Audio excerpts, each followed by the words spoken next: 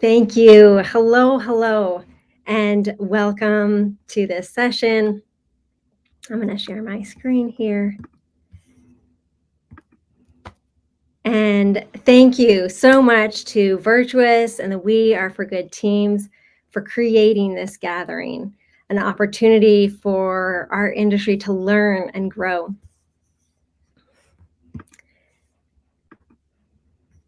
Now, I always like to begin my talks by taking a moment to soak into gratitude.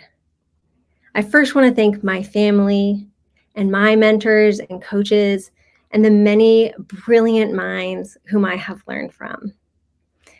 And I want to thank all the other panelists and the conference organizers who have gathered so many great people who have shared their knowledge with us. I popped into a couple sessions earlier and just was so inspired and encouraged by the shift that I see happening. None of us are an island, and positive growth happens in an ecosystem of love and encouragement.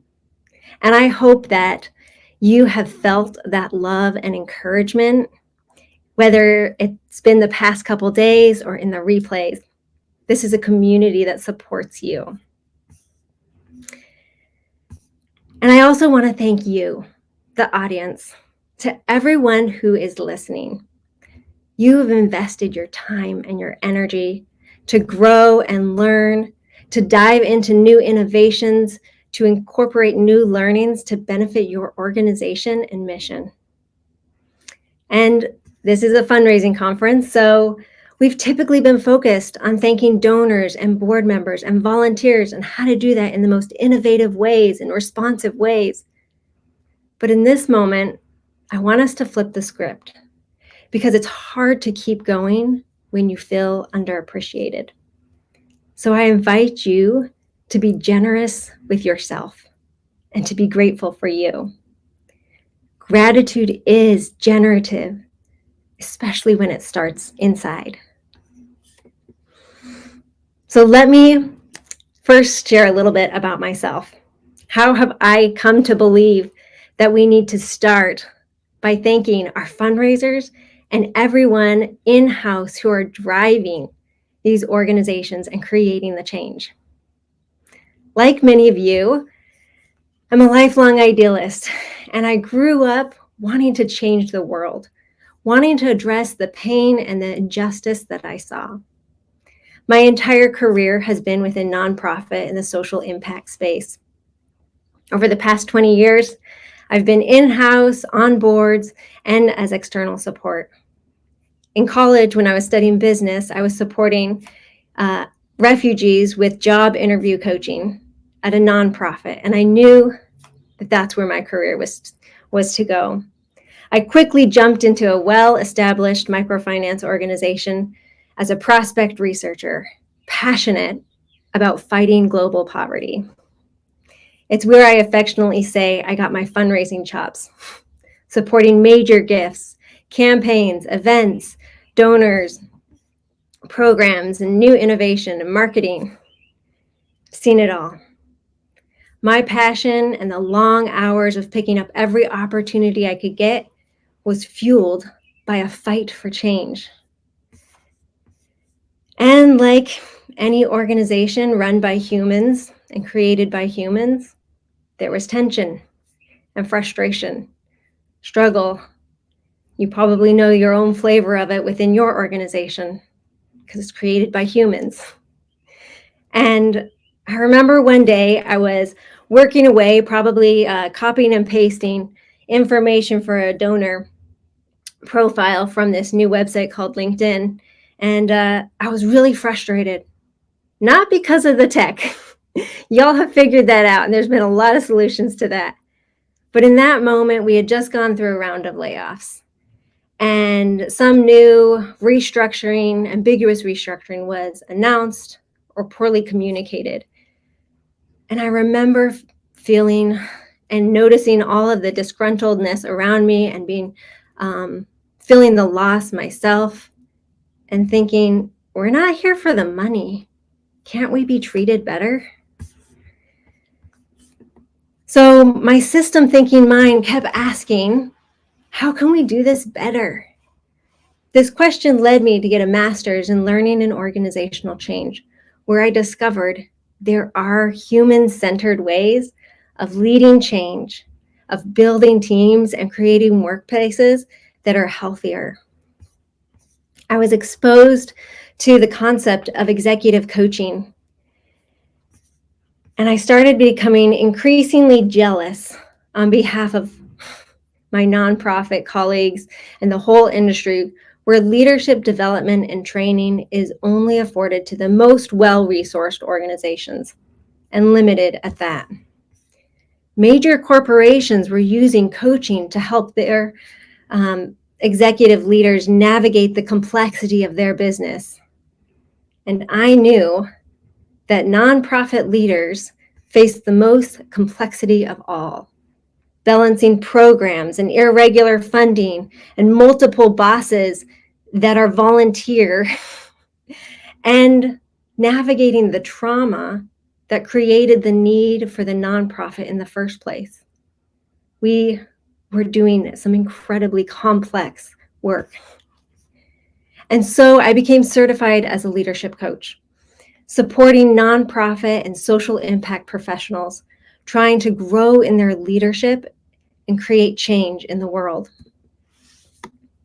As I worked with leaders, I discovered that it's not enough to know what to do. Knowing doesn't always translate into doing. So I dove into the neuroscience and emotional intelligence and somatic, or the wisdom of our body, to unlock sustainable behavior change that felt regenerative and authentic. I also learned for myself that my identity and my culture and the social narratives that I was a part of impact what I bring to my leadership. I'm Chicana, a Latina, dyslexic, and a woman who is familiar with both disadvantage and privilege. I live in a society where all of those things mean something, and I get to write my own narrative. There are many parts that make up who I am and who make up you. And I chose to embrace all of it rather than fight and fear. And when we embrace all of ourselves, we're able to experience the joy, and I've been able to experience the joy of being me and what I'm offering you today.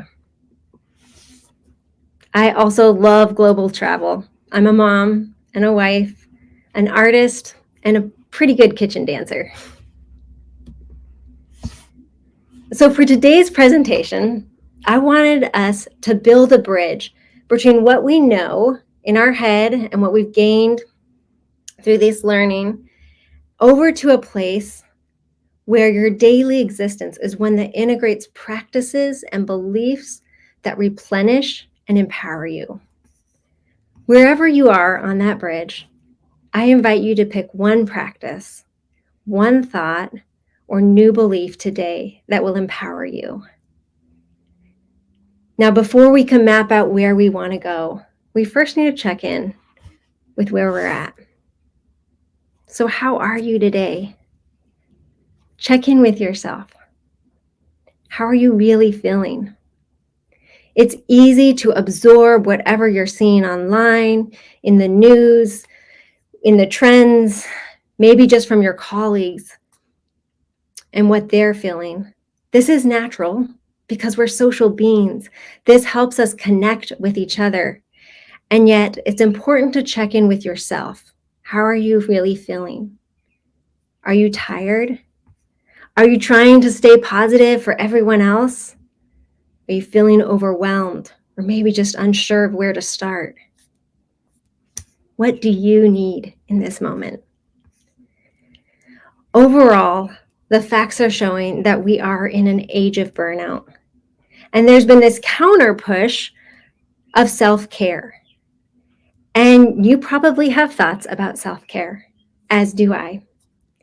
And some of you may have practices and have boundaries set that you feel really good at. But for a minute, I want to talk to those of you who had a little bit of an internal eye roll when I said self-care, because I hear you. When you're facing the urgent needs of your organization, it can kind of feel like all those posts about self-care are a little tone deaf. Sorry, but a latte and a bubble bath isn't going to fix the housing crisis, the epidemic of loneliness, access to healthcare, and every cause that you all are committed to address. What we need is deeper nourishment, something that creates sustainable energy and wellness for the long road of social change. The idea of self-care can kind of be triggering or taboo for some of us based on what we think and feel about this popularized concept. And if you feel in your bones that you're bad or selfish for meeting your own needs, you aren't going to find nourishment in any of the activities. So I'm absolutely not going to badger you into self-care. The last thing you need is another should and to do on your list. However, there are ways that we can shift from that fighting mentality and the habitual self-sacrificing in order for us to feel safe and happy, knowing that you are worthy of care. And it even benefits the mission when you take care of you.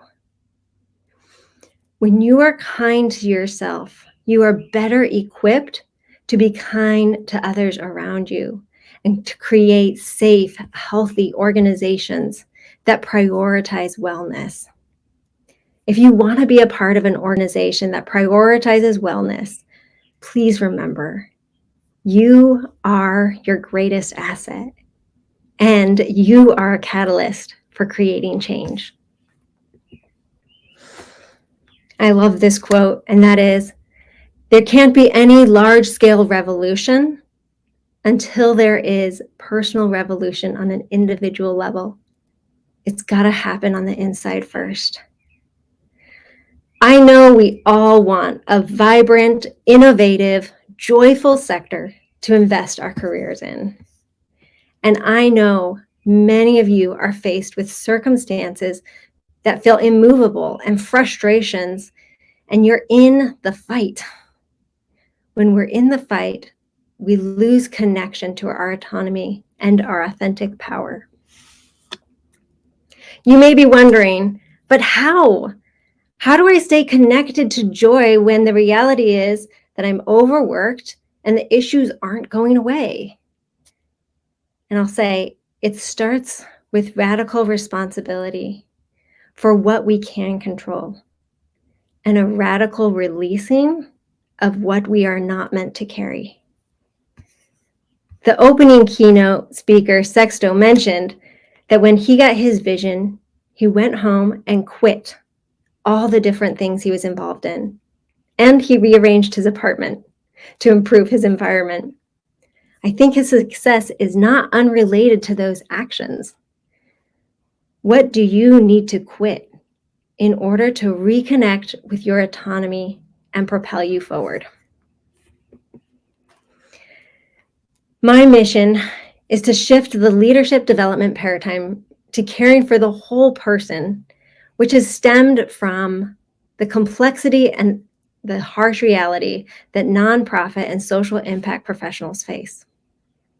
I named my coaching approach Leadership Atlas because we all have a unique leadership journey built on our personality, wiring, life experiences, past work trauma, and our individual narratives that we hold. Humans are beautifully complex. This approach has 3 layers: mental, emotional, and embodied aspects of leadership. The reality is all of those layers influence each other and impact how we show up for ourselves, our families, and our teams. I've decided to use this framework to share some insights and practices to support your journey to more joy and sustainable energy.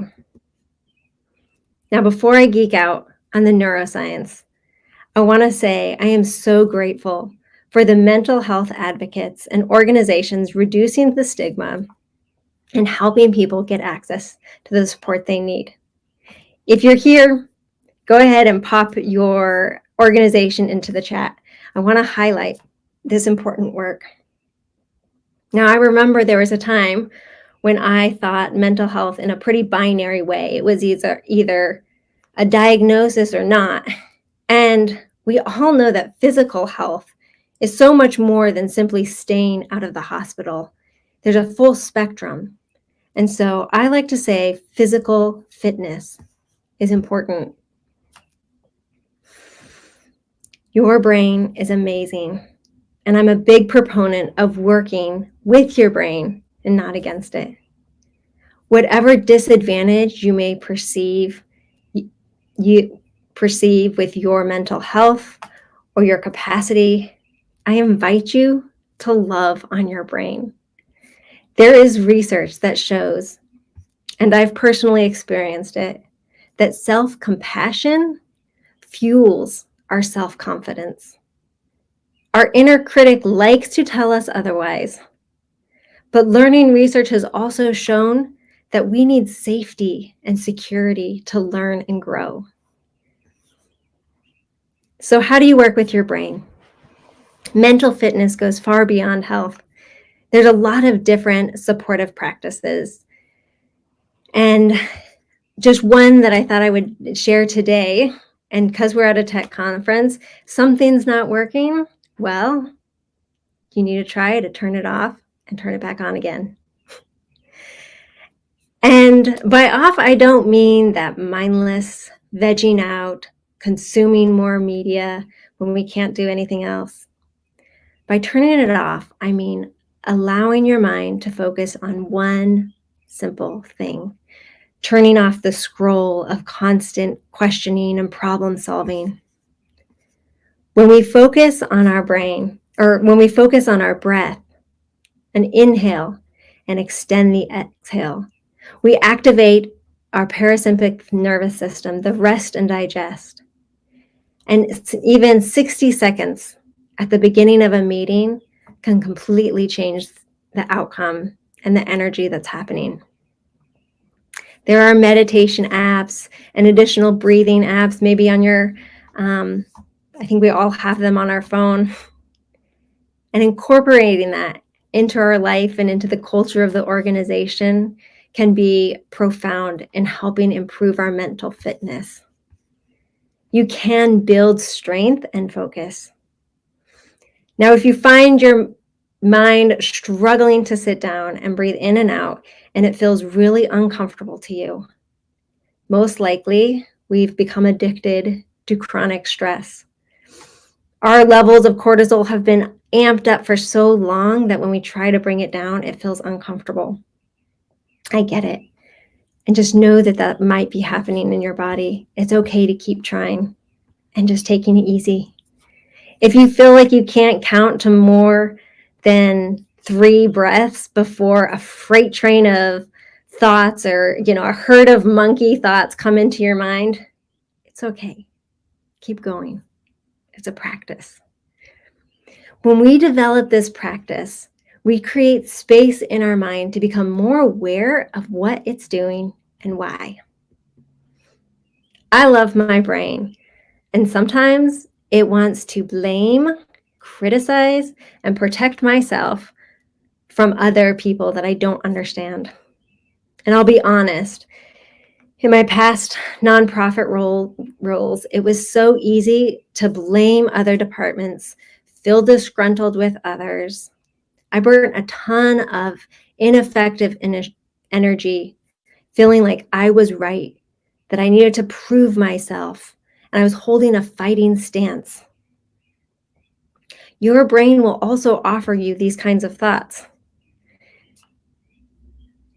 Maybe something that you struggle with. Once you become aware of your thoughts, you can start seeing what's happening, such as the thought of, I don't want to reach out to lapsed donors because everyone's struggling. With inflation, it's such a hard time. And that thought is just a thought. You don't actually know where your donors are at. And that thought leaves you with low motivation and mood. It gives you frustrated and exhausted. If your thoughts are centered on the fight or flight or the fear, we trigger a psychological response, the sympathetic nervous system, and we activate the fear part of our brain. And there's a simple hand model. If this is your brain, your fear part is down here. And I say at that point, we're not using our frontal cortex, which is the creativity and reason, our frontal cortex. When we're in fear mode, we kind of like flip the lid and we're not thinking, utilizing all of our capacity of our brain. When we're in fear, we F it up. I say fight, flight, freeze, and fawn. Are we acting out of fear? Or are we bringing our creativity when we calm our nervous system down and use our frontal cortex and our reason and our thought to problem solve and to create new opportunities? We think that stress and hypervigilance is what has given us our success. And in some ways, it might have. Pushing forward. You worked really hard. Our school system is all about tests and getting the right answer. And so we have a history of that in our nervous system of pushing really hard. But it's not sustainable. Mental fitness is an expansive practice that involves going inward and taking a non-judgmental look at our thoughts and becoming aware that we don't have to believe everything we think. Neuroplasticity, or our brain's ability to change its habitual way of thinking, is available to us all. When we cultivate the practice of joy and gratitude, our mind then goes and looks to confirm it. It's called the confirmation bias, and it's always doing that. And we can use it to our advantage. Do you allow yourself to experience joy and delight? Are you having fun with your teams? Do you celebrate learnings and small wins and brave failures? Or are you focused on fighting and proving and constantly worrying that your effort won't be enough? When we develop the mental fitness and awareness, we can see that we have the power to change our thoughts and create our own new reality that we experience. Education research has shown that when we're in a state of ease and play, you learn faster and deeper.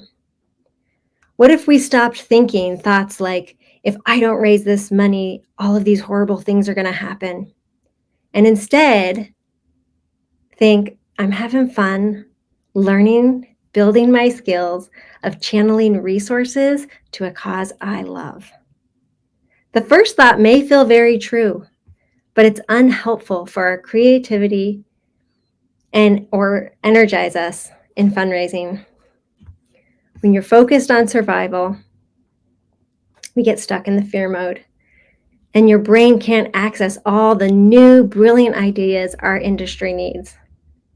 And maybe we don't need any brilliant new ideas. Maybe we just need the freedom to try imperfectly and know that we're going to be okay. Maybe we just need the freedom to say, we are not overhead. We are the heart of this mission. Now, here are some questions to support your mental fitness. How are you supporting your mental health? What thoughts do you typically entertain? What is the language that you bring to your meetings? And then here's some practices. There are so many more. Connect with people. Connect with me. I always am sharing different tips on how to support our mental fitness. Now, this brings us to the layer of emotional health. If you're in self-development or leadership, or you've probably heard the term, it's all mindset. And I was just saying that. Maybe that's just what you heard. It's all mindset. And I'll say it is and it isn't, because our mind is influenced by our emotions. We're not as rational as we think. So in order to address our mindset, we need to be aware and engage with our emotions. I like the definition from 15 Commitments of Conscious Leadership for emotion, and that is E as in energy, in motion. It's a physical feeling in our body. Our heart races, our stomach turns, and then our brain interprets what that emotion is. When we bring our awareness to the physical sensations associated with different emotions, and we begin to get better at naming those different emotions, we can identify the need with it. And I like to equate those physical emotions similar to like a hunger or thirst. When you're hungry, you don't become hunger. You simply meet the need that sensation is driving. And emotions, in the same way, you don't become that emotion. You experience it and you can meet that need. If you allow yourself to feel it rather than reject it and ignore it, it will only last like 80 seconds in your body. And it might come in waves, but looking at the emotion that's coming up is so empowering. If you Google a simple emotional wheel, you can become familiar with a broader spectrum of emotions. Now, depending on your upbringing and wiring and how safe and supported you have felt, you may tend to avoid, like most of us do, avoid negative emotions. But ignoring them can cause a lot of maladaptive behaviors. Allowing ourselves to feel negative emotion and name it, such as disappointment, then it won't last. Our brain is, when we have these sensations in our body, our brain is searching its archives for past experiences to inform us what this sensation means and what's going to happen, how to prepare for it. So let me give you an example. If you've led a tech implementation at your organization in the past and it didn't work out, and you felt guilt and shame and frustration, all typical human emotions, when it comes time to look at your tech again, there's a good chance that your brain is going to want to avoid it. You'll procrastinate, you'll worry, feel stress, and want to avoid the situation because of the past experience. And becoming aware of that, you can then decide, how is it that this is different? How are you better equipped now? This is how we can use our emotions and better understand them. Emotions, we all know within this space, we're an empathetic crew. We're passionate, and our empathy has driven our career in nonprofit. You don't have to turn off your emotions in order to care for yourself. And we can learn how to wisely use our emotional experience in a way that fuels problem solving, creativity, collaborative activity, and sustainable energy. But if you don't have a framework for emotions, we can kind of feel trapped, become victim to our own caring. And instead of skillfully tapping into emotions to create powerful action, we become victim, so sucked in to the pain that we see. And also, I want to note that sometimes our empathy can be used against us, as we are so committed to the cause that we end up staying in places that are downright abusive. So be aware, how is your empathy are you using your empathy, or is your empathy using you? We can be aware and love that part of us that sees others in pain and also take care of ourselves. When we're in that high emotional state, we tend to react rather than respond. And we can be empathetic, we can see the pain and extend compassion and creativity and mental and emotional bandwidth to face the challenge rather than just be completely sucked in. Our work has never been about just selling widgets or doing something impersonal. We all have a personal and emotional connection to the work. And sometimes that means we find ourselves in really tense emotional environments. Emotional awareness allows us to extend compassion without being consumed. I like helping my clients become emotional Jedis. Of course, there are emotions in this work. Turning it off or ignoring it is not the answer. So, how do you skillfully tap into joy when the world feels chaotic all around you? The first step is awareness and then practice. Let me give you an example. When I sat down to write this speech, my stomach turned and I felt a desire to get up and go work on something else. I felt anxious and a little overwhelmed, wanting to get it right. So before I started, I sat down and I wrote, how do I want to feel? And why does this matter? I chose calm, empowered, capable. And I knew that this message was bigger than me. And with those thoughts, I thought about all of you, the audience. I thought of my former self that needed to hear this message so bad. It's from this place that the words flowed easily. When we are in service to our industry and the well-being of everybody who hears it. When we allow ourselves to tap into positive emotions, we can do more with more because we begin to see and attract more opportunities and abundance, and we see the abundance that we are already surrounded by. And here's some reflection questions on how you relate to emotions. How do you fill your emotional cup? How do you have fun?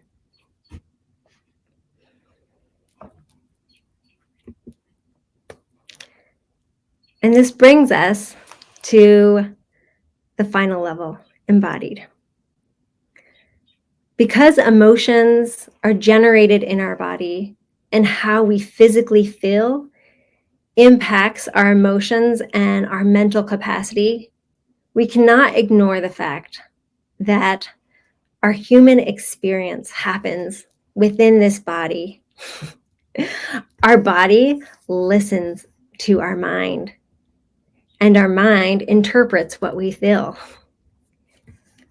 If you find yourself going into a meeting and maybe you're concerned or worried and you're having all of this like energy in your body, as you become more aware of it, you can ask yourself, am I concerned about the outcome of this meeting?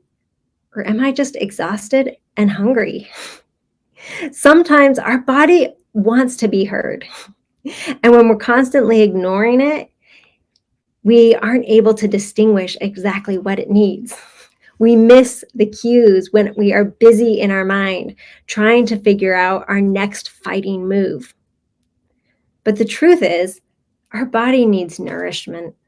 It needs sleep, healthy movement, hydration. When we care for our body, we feed our brain the chemicals it needs to be hopeful and motivated. Taking care of your body helps you increase your level of autonomy. You may be faced with an uncontrollable situation in your work, but you can take responsibility for your physical needs. Now, this is all a practice. Of course, we all have a desire to be healthier. It's on the to-do list, right? But here's the thing. If you hold a deep belief that one more email and one more late night in front of the computer is more important than movement and rest and meeting your physical needs, then you're ultimately fighting your body and you're cutting yourself off from the energy that it could be getting when you take care of it. The research of Keely Moscato has shown that psychological stress causes inflammation in the body. And the work of Dr. Gabor Mate and others have indicated that chronic stress is causing impacts the cells of our body and even autoimmune diseases. I know we don't want to be a sector known as the caring professionals that make themselves sick. It surely has been a badge of honor for some. And we might hold old mental models and generational narratives about working hard and self-sacrificing.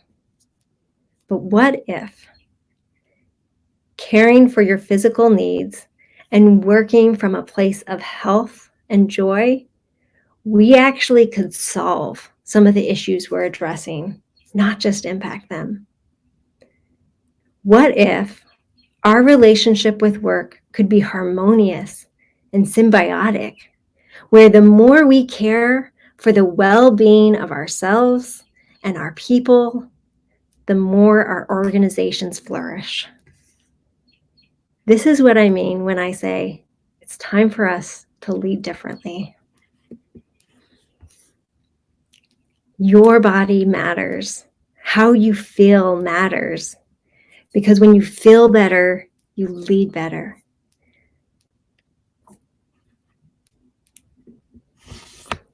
So let's stop accidentally creating toxic workplaces. Join me and the community of leaders I work with who choose to do the inner work of transformation, who are choosing to experience less stress, avoid burnout, and expand their capacity to invest in the beautiful change that they want to see in the world. I am so grateful for all of you. Thank you for what you do. Now I want to leave you with this song and know that wherever you are today, you can tap into joy. There is a community of people ready and waiting for you and wanting to write a different industry. We can start that music now. We cue the music. I'm not sure if I'm hearing it.